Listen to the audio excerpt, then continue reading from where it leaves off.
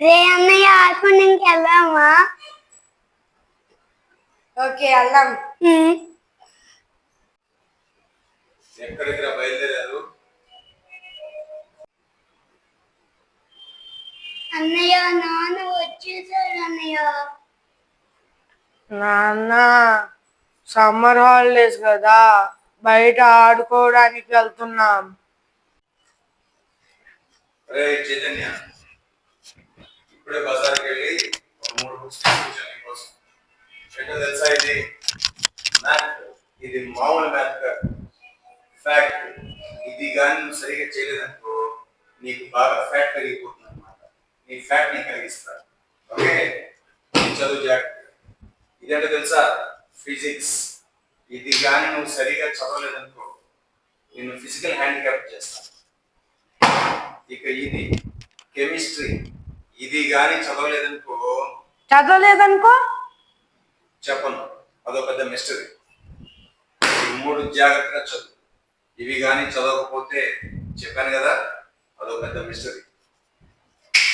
తాట తీస్తా.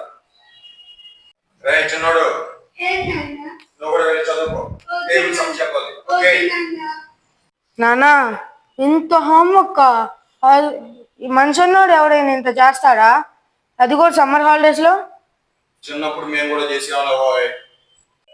సరే నాన్న, నువ్వు చిన్నప్పుడు హోంవర్క్ బాగా చేసేవాడు అన్నావు కదా నాన్న, నీకు కొంత హోంవర్క్ ఇస్తాను, అది చేయగలవా?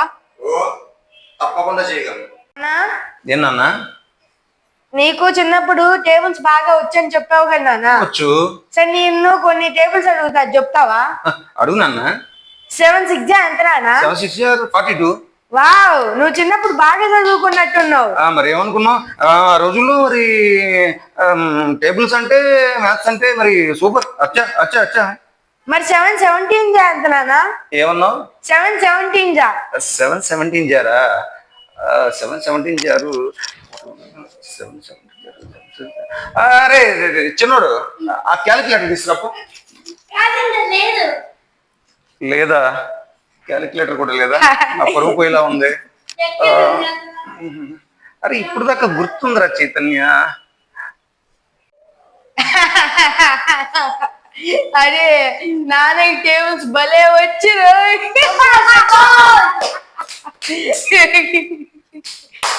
నానా, నీకు వర్క్ ఇస్తాను కదా, వర్క్ చెప్తున్నాను చూడు. తెలుగు 20 క్వశ్చన్లు, ఒక్కోటి 10 సార్లు రాయాలి. 20 క్వశ్చన్లు 10 సార్లు. ఇంకా మ్యాథ్స్ 100 క్వశ్చన్లు, ఒక్కోటి 100 సార్లు రాయాలి. 100 క్వశ్చన్లు 100 సార్లు. రే క్వశ్చన్ రాయాలా, ప్రాబ్లం సాల్వ్ చేయాలా? ప్రాబ్లం సాల్వ్ చేయాలి. మరి ఏంట్రా పెద్ద ప్రాబ్లం తీసుకొచ్చి పెట్టావు నాకు. ఇంకా సైన్స్ 100 డయాగ్రామ్లు వేయాలి. 100 డయాగ్రామ్లా? రే నేను మనిషిని అనుకుంటున్నావా, యంత్రాన్ని అనుకుంటున్నావా? మరి అంతే కదా, మమ్మల్ని మనిషి అనుకుంటున్నావు, యంత్రాలు అనుకుంటున్నావా? సరేరా చైతన్య, మీ బాధ నాకు అర్థమైంది. ఎప్పుడు ఇంట్లోనే ఉంటూ ఎప్పుడు చదువు చదువు అంటే మీకు కూడా ఇబ్బందిగా ఉంటుంది. అందులో సెలవు రోజులు అంటే మరీ ఇబ్బందిగా ఉంటుంది, నాకు తెలుసు అది. కానీ ఎక్కడ మీరు దారి తప్పుతారనేటువంటి భయంతో నేను దాన్ని వ్యతిరేకించాను. సరే వెళ్ళి ఆడుకోండి. థ్యాంక్ యూ నాన్న. రే ఒక చిన్న మాట. మళ్ళీ ఏంటి నాన్న?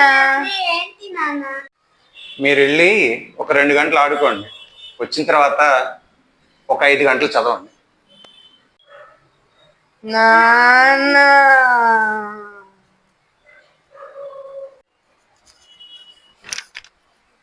పిల్లల మనోవికాసానికి ఆటలు తప్పనిసరిగా అవసరమే. కానీ అలా అని చెప్పి మీరు చదువును మర్చిపోకూడదు. చదువు ఎంత ముఖ్యమో ఆటలు అంతకు ముఖ్యమే. ఆటలు మీకు మానసిక ఉల్లాసాన్ని, తరువాత శారీరకమైనటువంటి దృఢత్వాన్ని పెంచుతాయి. కానీ చదువు అనేటువంటిది మీ ఉజ్వలమైనటువంటి భవిష్యత్తుకు దారి చూపుతుంది. కాబట్టి చదువును మర్చిపోవద్దు, ఆటల్ని మర్చిపోవద్దు. ఏమంటారు? Please like and share. Have a nice day. And please